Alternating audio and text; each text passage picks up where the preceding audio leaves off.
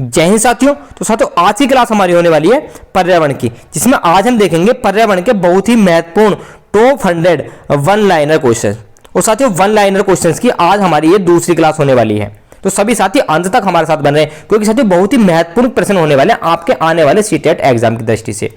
और जिन साथियों ने अभी तक हमारे चैनल को सब्सक्राइब नहीं किया है, उनसे मेरा निवेदन है कि वो सभी साथी चैनल को सब्सक्राइब जरूर कर लें। तो साथियों शुरू करते हैं आज की क्लास और देखते हैं अपना पहला प्रश्न। हमारा पहला प्रश्न है पर्यावरण के कितने घटक होते हैं। तो साथियों पर्यावरण को कितने घटकों में विभाजित किया गया है? तो पर्यावरण के कुल 3 घटक होते हैं, जो अजैविक घटक, जैविक घटक और ऊर्जा संघटक के रूप में जाने जाते हैं। अगला प्रश्न देखेंगे, आदि मानव की भौतिक पर्यावरण की कार्यात्मकता में भूमिका किस प्रकार की थी। तो आदि मानव ने भौतिक पर्यावरण की कार्यात्मकता में किस प्रकार की भूमिका अदा की थी? तो उसने अदा की थी साथियों भूमिका पाता तथा दाता के रूप में, यानी कि रिसीवर एंड कंट्रीब्यूटर। उसने भौतिक पर्यावरण से कुछ लिया भी था तो उसको कुछ दिया भी था। अगला प्रश्न देखेंगे, प्रश्न नंबर 3 आज की क्लास का हमारा, कौन सा मानव पर्यावरण का विध्वंसक माना जाता है। तो साथियों प्रौद्योगिकी मानव को मानव पर्यावरण का विध्वंसक माना जाता है, क्योंकि साथियों प्रौद्योगिकी से पर्यावरण का ह्रास हुआ, पर्यावरण का नुकसान ही हुआ है।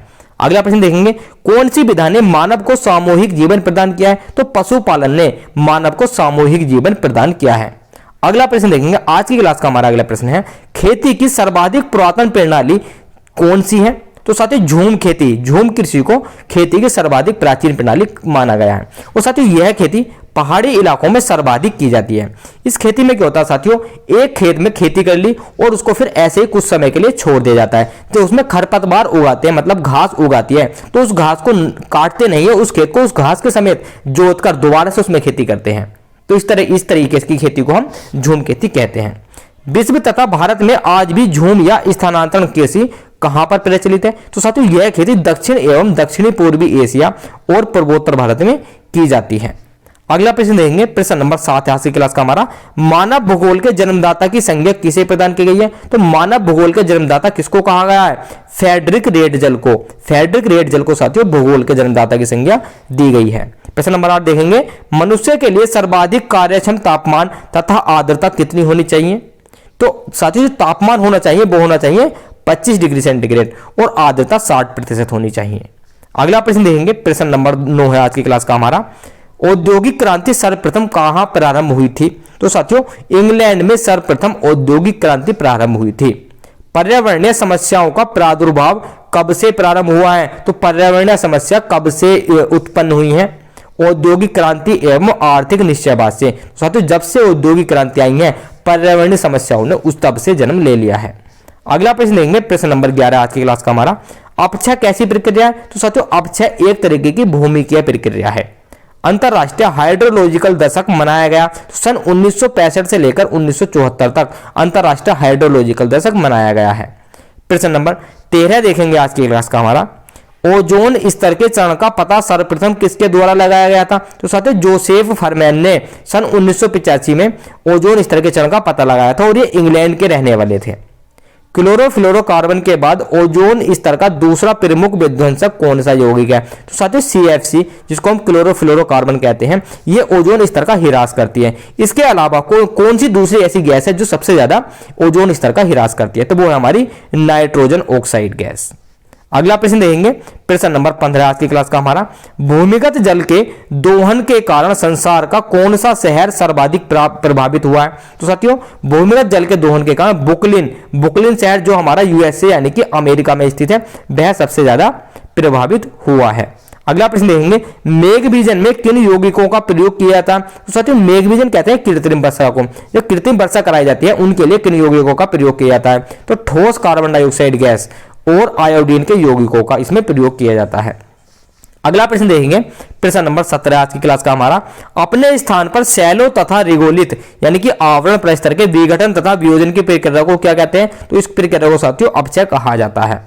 अगला प्रश्न देखेंगे, प्रश्न नंबर 18 आज की क्लास का हमारा, हिमालय के सहारे बसे तथा फैले हुए भारतीय नगरों में भूमि बहा एवं भूस्खलन का प्रमुख कारण क्या है। तो जो शहर हिमालय की तलहटी में बसे हुए उनमें जो भूस्खलन होता है उसका कारण क्या है साथियों। तो उसका कारण है मनुष्य की क्रियाओं द्वारा पहाड़ी ढाल के ऊपरी भाग में समय स्थिति की दशा की विक्षुब्धता के कारण भूस्खलन होते हैं। प्रश्न नंबर 19 देखेंगे, दक्षिण पूर्व एवं संयुक्त राज्य अमेरिका का नरक किस नदी को कहा जाता है। तो दोस्तों दक्षिण पूर्व में जो संयुक्त राज्य अमेरिका है उस जगह किस नदी को नरक कहा जाता है।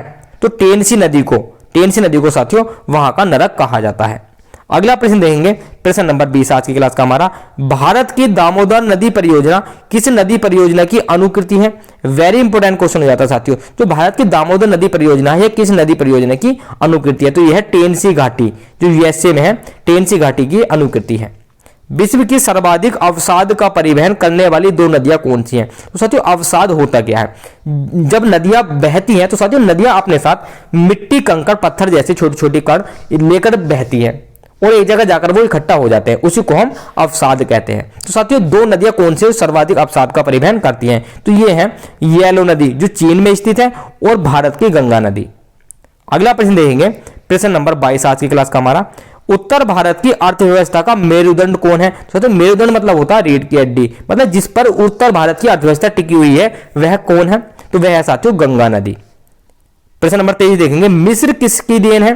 तो मिस्र साथियों नील नदी की देन है, मिस्र को नील नदी की देन कहा जाता है।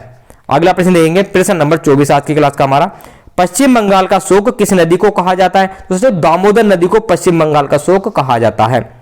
क्वेश्चन नंबर 25 है, किस नदी को बिहार का शोक की उपमा दी गई है? तो साथियों बिहार में जो बाढ़ आती है हर वर्ष वह कोसी नदी है, कोसी नदी में पानी छोड़े जाने के कारण आती है, तो कोसी नदी को बिहार का शोक कहा जाता है। अगला प्रश्न देखेंगे, प्रश्न नंबर 26 आज की क्लास का हमारा, भोपाल गैस त्रासदी कब और किसके कारण हुई थी? तो साथियों भोपाल गैस त्रासदी 3 दिसंबर सन 1984 को हुई थी और इसमें मिथाइल आइसोसाइनाइड एक बहुत ही जहरीली गैस है, इस गैस का रिसाव हुआ था। और साथ ही मिथाइल आइसोसाइनाइड का फॉर्मूला होता है CH3NC।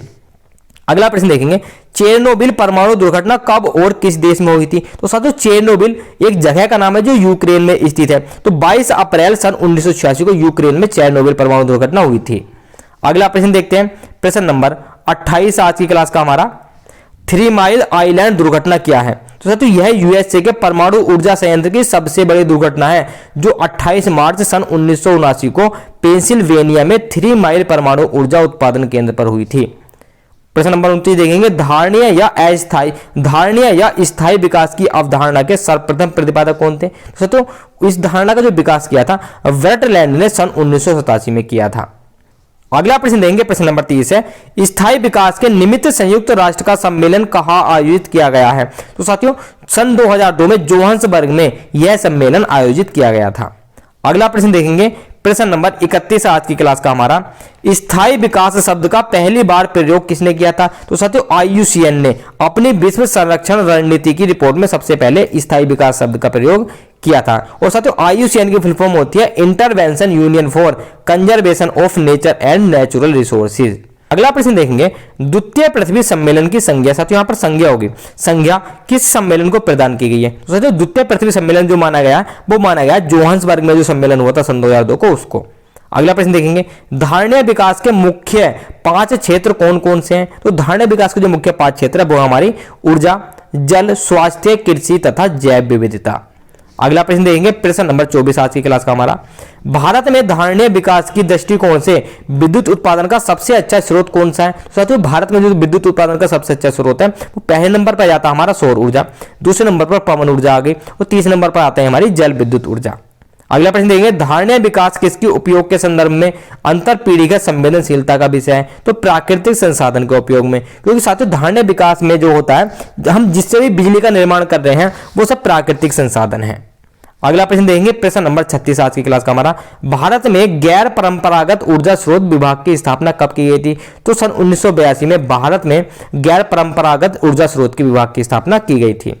राष्ट्रीय पर्यावरण अभियांत्रिकी शोध संस्थान कहां पर स्थित है? जिसको साथियों शॉर्ट फॉर्म में नीरी कहा जाता है। तो ये साथियों नागपुर में स्थित है, महाराष्ट्र के नागपुर में यह स्थित है। अगला प्रश्न देखेंगे, प्रश्न नंबर 38 है, पर्यावरण सुरक्षा अधिनियम EPA को अन्य किस नाम से जाना जाता है? तो साथियों छाता विधान के नाम से भी इसको जाना जाता है, अम्ब्रेला लेजिस्लेशन के नाम से भी इसको जाना जाता है। अगला प्रश्न देंगे, प्रश्न नंबर 39 आज की क्लास का, भारतीय नवीकरणीय ऊर्जा विकास अधिकरण की स्थापना की गई थी। तो साथियों सन 1987 में भारतीय नवीकरण ऊर्जा विकास की स्थापना की गई थी। रियो डी जेनेरियो या पृथ्वी सम्मेलन कब और कहां आयोजित किया गया था? साथियों ये रियो डी जेनेरियो है और ये है हमारा पृथ्वी सम्मेलन। तो ये कब और कहां आयोजित किया गया था? तो 23 से 27 जून को सन 1997 में मध्य न्यूयॉर्क में यह आयोजित किया गया था। अगला प्रश्न देखेंगे प्रश्न नंबर 41 आज की क्लास का। शांत घाटी स्थित है। तो शांत घाटी कहाँ स्थित है? ये केरल में स्थित है। वेटलैंड दिवस कब मनाया जाता है? तो 2 फरवरी को वेटलैंड दिवस मनाया जाता है। प्रश्न नंबर 43 देखेंगे आज की क्लास का हमारा। रामसर सम्मेलन जो 2 फरवरी 1971 को हुआ था, यह किस संरक्षण से संबंधित था? तो साथियों रामसर सम्मेलन जो हुआ था वनों के संरक्षण से संबंधित था। भारत में किस राज्य में सबसे बड़ी अंतर्देशीय लवणीय आर्द्र भूमि है? तो साथियों गुजरात में सबसे बड़ी अंतर्देशीय लवणीय आर्द्र भूमि है। अगला प्रश्न देखेंगे प्रश्न नंबर 45 है हमारा। जीव मंडल आरक्षित परिरक्षण क्षेत्र है तो आनुवंशिक विभिन्नता के कारण। जीव मंडल आरक्षित परिरक्षण क्षेत्र जो वो आनुवंशिक विभिन्नता के कारण है। जलवायु परिवर्तन का कारण क्या है? तो साथियों हरित गृह प्रभाव जिसको ग्रीन हाउस इफेक्ट भी कहते हैं, और ओजोन परत का क्षरण और प्रदूषण, ये तीनों जलवायु परिवर्तन के कारण हैं। इनकी वजह से जलवायु में परिवर्तन ज्यादातर हो रहा है। अगला प्रश्न देखेंगे ग्रीन हाउस गैसों की संकल्पना किसके द्वारा की गई थी? तो साथियों ग्रीन हाउस गैसों की जो सबसे पहले संकल्पना की थी, ये की थी जोसेफ फोरियन ने। प्रश्न नंबर 48 है 50 से अधिक देशों द्वारा समर्थित यूएन का मौसम परिवर्तन समझौता कब प्रभावी हुआ? तो साथियों यह समझौता प्रभावी हुआ था 21 मार्च सन 1994 को। अगला प्रश्न देखेंगे प्रश्न नंबर 49 आज की क्लास का हमारा। कार्बन डाइऑक्साइड का सर्वाधिक उत्सर्जन करने वाला देश कौन सा है? तो किस देश में सबसे ज्यादा CO2 का उत्पादन किया जा रहा है? चाइना में साथियों सबसे ज्यादा CO2 का उत्पादन किया जा रहा है। मानव की कौन सी क्रिया जलवायु से सर्वाधिक प्रभावित होती है? तो कृषि। साथियों कृषि जलवायु से सबसे ज्यादा प्रभावित होती है, क्योंकि साथियों एक तरीके की जलवायु हम उसी तरह की खेती कर सकते हैं। अगर वहां के जलवायु में परिवर्तन होता तो हमें खेती में परिवर्तन करना पड़ेगा। अगला प्रश्न देखेंगे प्रश्न नंबर 51 आज की क्लास का। ओजोन परत का मुख्यतः स्थित रहती है तो ओजोन परत कहां पर स्थित होती है? स्ट्रेटोस्फीयर में। साथियों ओजोन परत स्ट्रेटोस्फीयर में स्थित होती है। ओजोन परत पृथ्वी से करीब कितनी ऊंचाई पर है? तो करीब 20 किलोमीटर की ऊंचाई पर ओजोन परत है। अगला प्रश्न देंगे प्रश्न नंबर 53 आज की क्लास का हमारा। ओजोन बायोस्फीयर को बचाती है तो ओजोन परत किससे बचाती है? परावैंगनिक किरणों से हमें बचाती है। प्रश्न नंबर 54 देंगे सूर्य से आने वाली परावैंगनिक किरणों से हो सकता है। अब सूर्य से जो परावैंगनिक किरणें आ रही हैं इनसे ओजोन परत तो हमें बचा रही है, लेकिन इनसे खतरा क्या साथियों? तो इनसे त्वचा का कैंसर हो सकता है। अगला प्रश्न देखते हैं प्रश्न नंबर 55 है विश्व ओजोन दिवस कब मनाया जाता है? तो दोस्तों विश्व ओजोन दिवस मनाया जाता है 16 सितंबर को। 16 सितंबर को विश्व ओजोन दिवस मनाया जाता है। अगला प्रश्न देखेंगे प्रश्न नंबर 56 आज की क्लास का। फ्रिजों में कौन सी गैस भरी जाती है? तो साथियों जो फ्रिज में गैस भरी जाती है वो भरी जाती है मेफ्रॉन गैस फ्रिजों में भरी जाती है। वैज्ञानिकों की किस टीम ने सर्वप्रथम अंटार्कटिका के ऊपर ओजोन छिद्र का पता लगाया था? तो साथियों जो ओजोन परत है हमारी, ओजोन परत में एक छिद्र है, ये अंटार्कटिका महाद्वीप के ऊपर है। तो साथियों सबसे पहले किस वैज्ञानिक ने इसका पता लगाया था? तो कहां के वो वैज्ञानिक थे? ब्रिटिश के वैज्ञानिक थे, ब्रिटिश टीम ने। तो साथियों ब्रिटिश टीम ने अंटार्कटिका के ऊपर जो ओजोन छिद्र था उसका पता लगाया था। अगला प्रश्न देंगे प्रश्न नंबर 58 है ओजोन परत का निर्माण सर्वाधिक है। तो साथियों ओजोन परत का जो सर्वाधिक निर्माण है वो अंटार्कटिका के ऊपर ही है। मॉन्ट्रियल प्रोटोकॉल 1 जनवरी 1989 किसके रक्षण से संबंधित है? साथियों यह संकटग्रस्त प्रजाति के रक्षण से संबंधित है, मॉन्ट्रियल प्रोटोकॉल। अगला प्रश्न देखेंगे प्रश्न नंबर 60 आज की क्लास का हमारा। किसने तिब्बत के पठार के ऊपर वर्ष 2005 में ओजोन आभा मंडल जिसको ओजोन हेलो भी कहते हैं उसका पता लगाया था? तो साथियों GW कैटमूर ने इसका पता लगाया था। भारत के कुल क्षेत्रफल में वनों का क्षेत्रफल कितना है? दोस्तों भारत का जो कुल क्षेत्रफल है उनमें वनों का क्षेत्रफल है 21%। अगला प्रश्न देखेंगे प्रश्न नंबर 62 आज की क्लास का हमारा। किस राज्य में वनों का सर्वाधिक क्षेत्रफल है? दोस्तों मध्य प्रदेश में सर्वाधिक वन पाए जाते हैं। भारत के किस राज्य में उसके क्षेत्र का अधिकतम प्रतिशत क्षेत्र वन आच्छादित है? तो भारत के किस क्षेत्र में सर्वाधिक वन पाए जाते हैं? तो मिजोरम में सर्वाधिक वनों का क्षेत्रफल है। अगला प्रश्न देखेंगे प्रश्न नंबर 64 आज की क्लास का हमारा। भारत में अति सघन वनों का सर्वाधिक क्षेत्र किस राज्य में? अब सघन वन किस क्षेत्र में पाए जाते हैं, किस राज्य में पाए जाते हैं? तो अरुणाचल प्रदेश में सर्वाधिक सघन वन पाए जाते हैं, घने वन पाए जाते हैं। वन आच्छादित क्षेत्र सर्वाधिक है तो पश्चिमी घाट में सर्वाधिक वन आच्छादित क्षेत्र है, क्योंकि पश्चिमी घाट जो आपका मुंबई से लेकर नीचे केरल, गोवा, केरल तक है, तो ये पश्चिमी घाट होता है। यहाँ पर वर्षा सर्वाधिक होती है तो यहीं पर ही वन आच्छादित क्षेत्र है। अगला प्रश्न देखेंगे भारत में मैंग्रोव जो ज्वारीय वन होते हैं यह वनस्पति मुख्यतः कहाँ पाई जाती है? साथियों भारत के सुंदरवन में यह वनस्पति पाई जाती है। नागालैंड की पर्वत क्रमशः बंजर होते जा रहे हैं, इसका प्रमुख कारण क्या है? क्योंकि साथियों इसका प्रमुख कारण है झूम खेती करी जाती है यहाँ पर, इसकी वजह से यहाँ के पर्वत बंजर होते जा रहे हैं। प्रश्न नंबर 68 देखेंगे आज की क्लास का। भारतीय वन्यजीव संस्थान कहां पर स्थित है? वेरी वेरी इंपोर्टेंट क्वेश्चन हो जाता है साथियों। तो भारतीय वन्यजीव संस्थान देहरादून में स्थित है। उत्तराखंड की यह राजधानी है देहरादून।